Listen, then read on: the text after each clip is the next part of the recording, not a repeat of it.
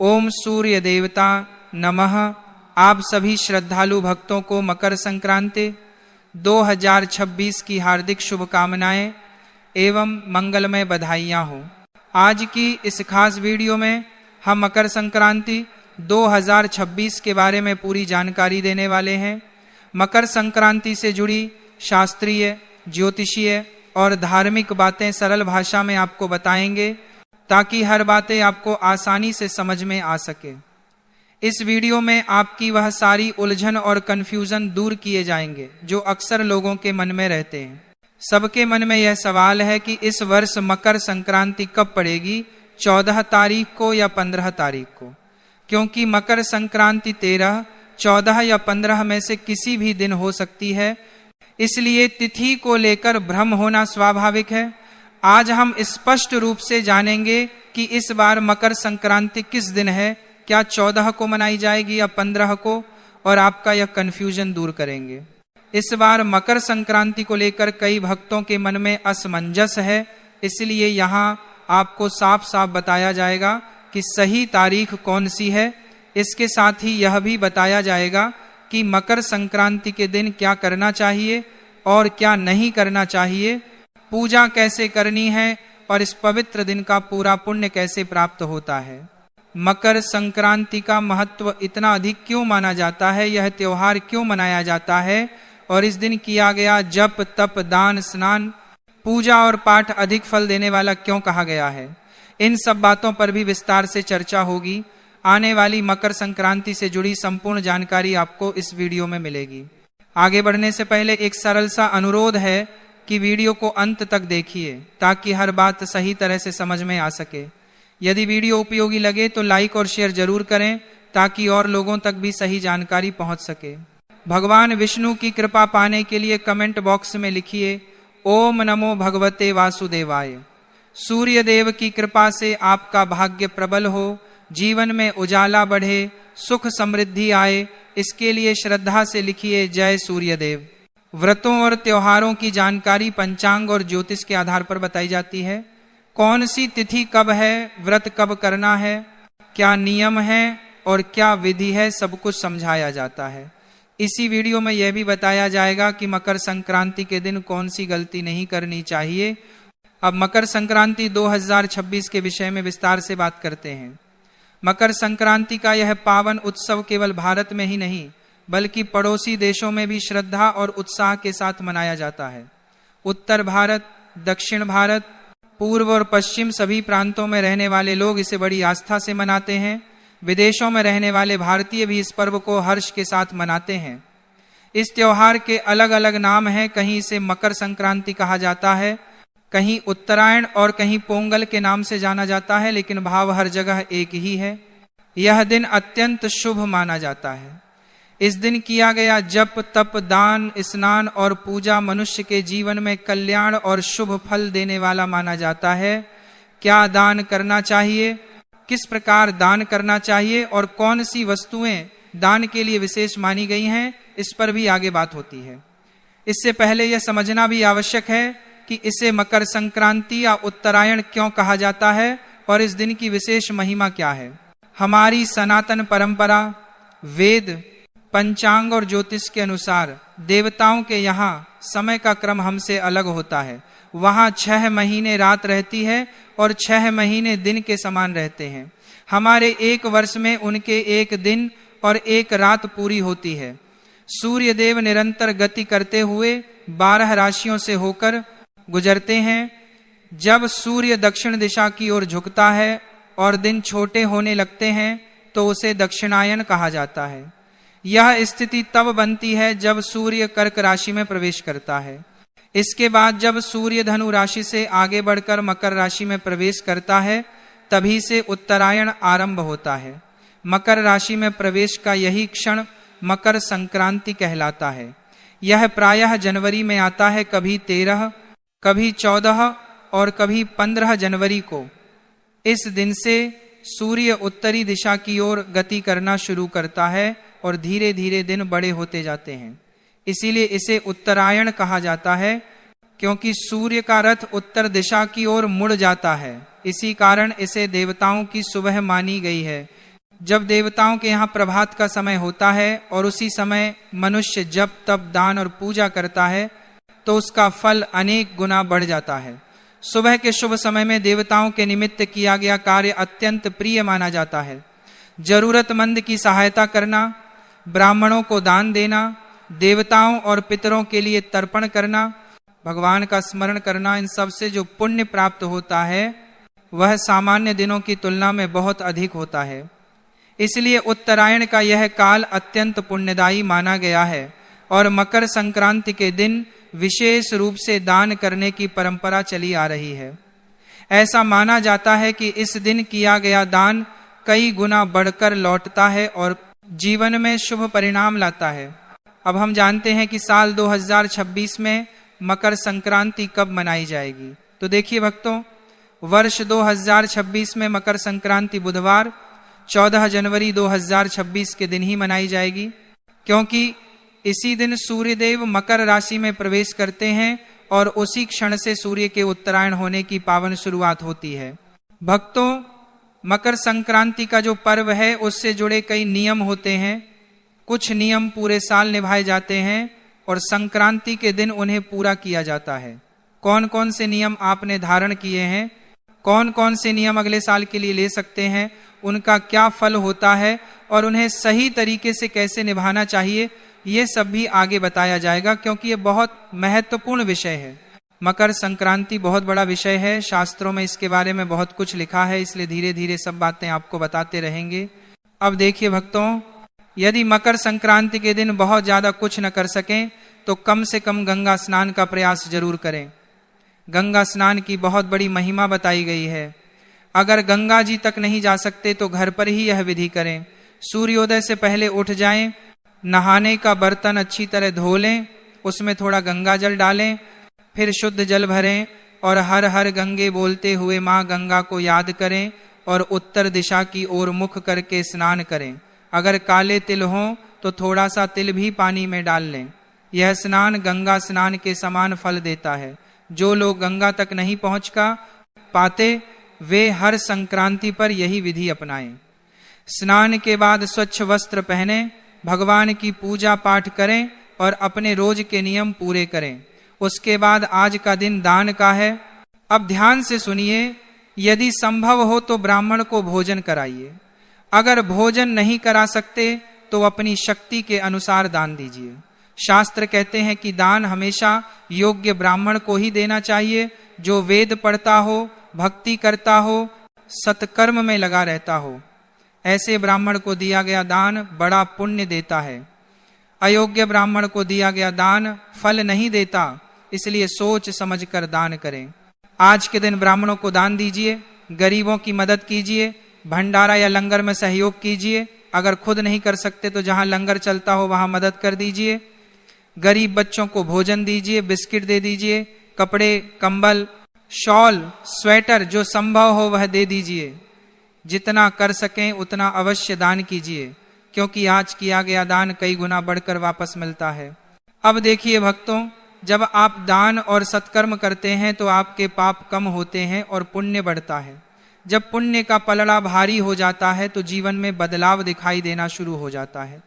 चेहरे पर तेज आता है, मन प्रसन्न रहता है, लोग आपकी ओर खींचे चले आते हैं, कामों में सफलता मिलती है और ईश्वर की कृपा का अनुभव होता है। यह पुण्य सिर्फ इसी जन्म में नहीं, आगे की यात्रा में भी साथ जाता है।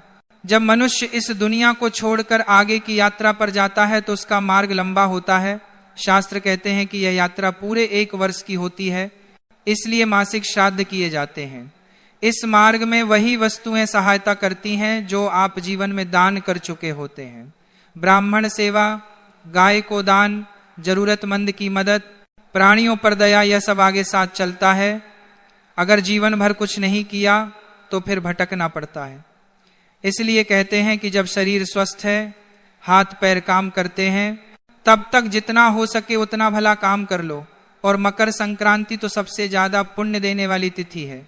अब सुनिए, जो भी वस्तु आप दान करने जा रहे हैं पहले उसका संकल्प कीजिए। वस्तु घर लाइए, हाथ में जल, अक्षत और दक्षिणा के रूप में एक सिक्का लीजिए। 3 बार बोलिए श्री विष्णवे नमः।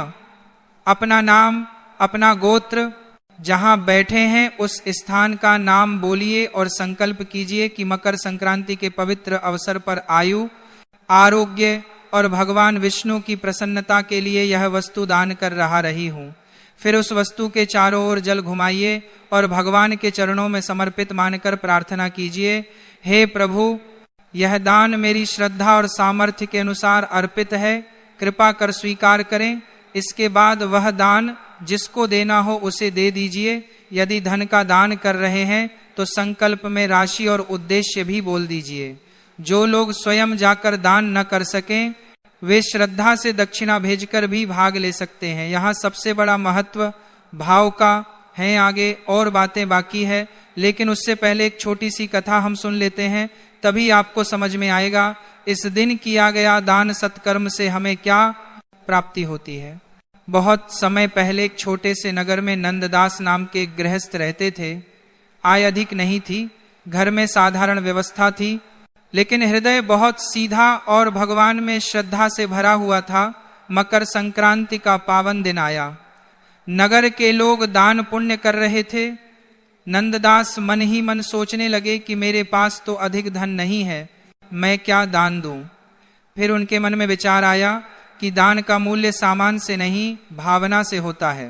उन्होंने घर का सादा भोजन बनाया, थोड़ा गुड़ और तिल एकत्र किया, एक पुराना लेकिन साफ कंबल साथ लिया और समीप रहने वाले वेदपाठी सत्कर्मी ब्राह्मण के घर जा पहुंचे। वहां उन्होंने विनम्र भाव से कहा कि आज मकर संक्रांति के पावन दिन पर भगवान के नाम से यह छोटा सा दान स्वीकार करें। ब्राह्मण अत्यंत प्रसन्न हुए। उन्होंने नंददास के सिर पर हाथ रखकर आशीर्वाद दिया और कहा कि आज तुमने श्रद्धा और सच्चे मन से दान किया है।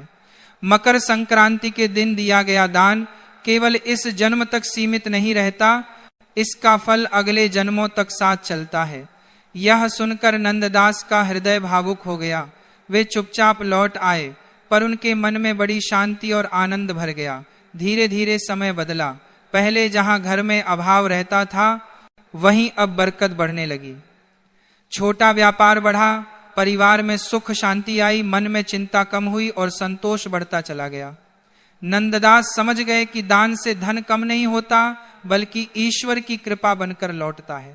जब कालांतर में उनका शरीर छूट गया और आत्मा आगे बढ़ी तो देवदूतों ने कहा कि इसने मकर संक्रांति के दिन श्रद्धा से ब्राह्मण को दान दिया था, इसका पुण्य इसके साथ चलेगा। अगले जन्म में वही आत्मा एक संपन्न और सद्गुणों से युक्त परिवार में जन्मी। जहां पहले मांगने की स्थिति थी वहां अब देने की सामर्थ्य लेकर पैदा हुए। जीवन में ऐश्वर्य के साथ साथ करुणा और दया का भाव भी साथ रहा। इस प्रकार यह अनुभव सत्य सिद्ध हुआ कि मकर संक्रांति के दिन योग्य ब्राह्मण, गरीब और जरूरतमंद को श्रद्धा से दिया गया। दान पापों को घटाता है, पुण्य को बढ़ाता है, दरिद्रता को दूर करता है और उसका फल इस जन्म में भी मिलता है और अगले जन्मों में भी साथ चलता है। दान की वस्तु छोटी हो या बड़ी, यदि हृदय से दी जाए तो उसका फल अनंत हो जाता है। कथा समाप्त होने के बाद अब आप यह समझिए, मकर संक्रांति के दिन सूर्यदेव की पूजा विशेष फल देने वाली मानी गई है। स्नान और दान के बाद सूर्य की आराधना अवश्य करनी चाहिए।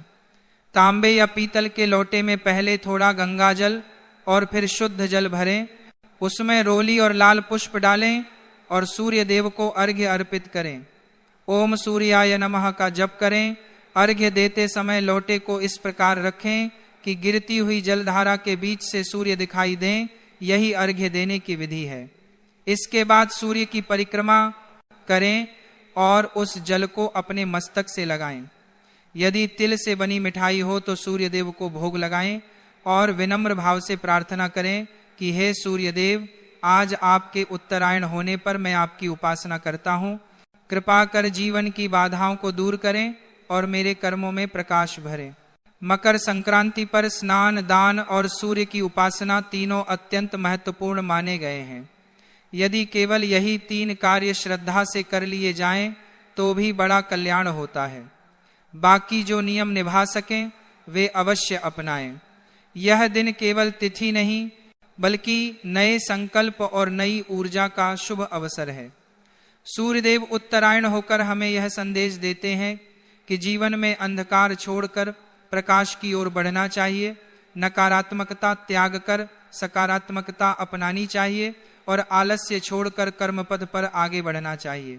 अब वर्ष 2026 की मकर संक्रांति की तिथि भी स्पष्ट सुन लें। मकर संक्रांति 2026 में बुधवार 14 जनवरी को मनाई जाएगी। इसी दिन सूर्य मकर राशि में प्रवेश करेंगे। उसी क्षण से उत्तरायण का शुभारंभ माना जाता है। यह दिन षटतिला एकादशी का भी रहेगा, इसलिए 14 और 15 की जो उलझन है उसे छोड़ दीजिए और 14 जनवरी को विधिवत मकर संक्रांति का पर्व हर्ष और श्रद्धा से मनाइए। भक्तों, मकर संक्रांति का पर्व बहुत ही बड़ा और विशेष माना जाता है। भक्तों, जब सूर्य धनु राशि से निकलकर मकर राशि में प्रवेश करते हैं तो उसी दिन को मकर संक्रांति कहते हैं। भक्तों, भारत देश में इसे अलग अलग जगहों पर अलग अलग नामों से जाना जाता है। जैसे उत्तर भारत में इसे खिचड़ी, पंजाब में लोहड़ी, दक्षिण भारत में पोंगल के नाम से मनाया जाता है। भक्तों, इस साल पूरे भारत देश में सभी लोगों के मन में यह कन्फ्यूजन बना हुआ है कि इस बार हमें मकर संक्रांति 14 जनवरी को मनानी है या 15 जनवरी को। भक्तों, मकर संक्रांति उस दिन मानी जाती है जिस दिन सूर्य मकर राशि में प्रवेश कर रहे होते हैं या सूर्य का गोचर मकर राशि में हो रहा होता है। और इस बार सूर्य का मकर राशि में गोचर 14 जनवरी 2026 को दोपहर 3:13 पर हो रहा है, यानी कि इस समय सूर्य का उत्तरायण हो रहा है। इस हिसाब से इस बार 14 जनवरी को ही मकर संक्रांति का पर्व मनाया जाएगा। भक्तों, संक्रांति को गंगा स्नान करने के बाद दान पुण्य करना बहुत ही ज्यादा विशेष माना जाता है और इस दिन पुण्य काल और महापुण्य काल में दान करने का हमें बहुत ही बड़ा फल मिलता है। भक्तों, मकर संक्रांति को पुण्य काल दोपहर 3:13 से लेकर शाम 5:45 तक रहेगा। वहीं महापुण्य काल का समय दोपहर 3:13 से लेकर शाम 4:58 तक रहेगा। भक्तों, इस समय के बीच में आप दान पुण्य कर सकते हैं, जैसे गरीबों में कंबल बांटना, कपड़े बांटना या भोजन का दान करना अत्यंत शुभ रहेगा। भक्तों, इसी के साथ में मकर संक्रांति के दिन खिचड़ी का दान करना बहुत ही शुभ माना जाता है। पर इस बार मकर संक्रांति के दिन यानी 14 जनवरी के दिन ही एकादशी भी पड़ रही है और एकादशी के दिन चावल का प्रयोग नहीं किया जाता है। इसलिए इस बार कई सारे लोगों के मन में यह प्रश्न भी है कि एकादशी के दिन हम खिचड़ी का दान कैसे करें या घर में खिचड़ी कैसे बनाएं। भक्तों, 14 जनवरी मकर संक्रांति को एकादशी होने के कारण आप इस दिन चावल की खिचड़ी नहीं बना सकते और ना ही इसका दान कर सकते हैं। और आप चाहें तो खिचड़ी का दान अगले दिन कर सकते हैं, पर इसके अलावा आप लोग इस दिन तिल और गुड़ से बनी हुई सामग्री या लड्डू का विशेष रूप से दान करेंगे तो आपको वही फल मिलेगा जो खिचड़ी दान करने से मिलता है। क्योंकि मकर संक्रांति के दिन तिल और गुड़ का विशेष महत्व माना जाता है। भक्तों, इस दिन सभी लोगों को सुबह जल्दी उठ जाना चाहिए और किसी पवित्र नदी में जाकर या गंगा नदी में जाकर स्नान करना चाहिए। अगर आप कहीं बाहर स्नान करने के लिए नहीं जा सकते तो अपने ही घर में रहकर जिस जल से आप स्नान करें उसमें थोड़ा सा गंगा जल और काले तिल मिलाकर ही स्नान करें और स्नान करते समय हर हर गंगे जरूर बोलें। भक्तों, इसी के साथ में सूर्य देव को इस दिन काले तिल मिलाकर जल जरूर चढ़ाएं और अपने पितरों को भी जल जरूर दें। भक्तों, मकर संक्रांति का दिन विशेष रूप से भगवान सूर्य नारायण को समर्पित है, इसलिए इस दिन उनसे जुड़ी हुई चीजों का दान करना अत्यंत शुभ माना जाता है। आप चाहें तो तांबे का लोटा या तांबे से बनी हुई वस्तु का दान कर सकते हैं। इसी के साथ में पीपल के पेड़ की पूजा करके पीपल के पेड़ में भी जल जरूर देना चाहिए। भक्तों, मकर संक्रांति के बाद से ही सारे रुके हुए शुभ काम भी शुरू हो जाते हैं और मकर संक्रांति पर सभी लोगों के घरों में अलग अलग तरह के लड्डू बनते हैं, जिसमें से विशेष रूप से काले तिल और गुड़ के लड्डू घर में जरूर बनने चाहिए, जिनका भगवान को भोग लगाकर आपको सेवन करना चाहिए। भक्तों, अब हम आशा करते हैं कि मकर संक्रांति से जुड़ा हुआ जो भी प्रश्न आपके मन में था उसका उत्तर आपको मिल गया होगा। फिर भी अगर आपके मन में कोई प्रश्न हो तो वह आप हमसे कमेंट करके पूछ सकते हैं। और आप हमारी यह वीडियो कहाँ से देख रहे हैं यह भी कमेंट में जरूर बताएं। राधे राधे मेरे प्रिय भक्तों।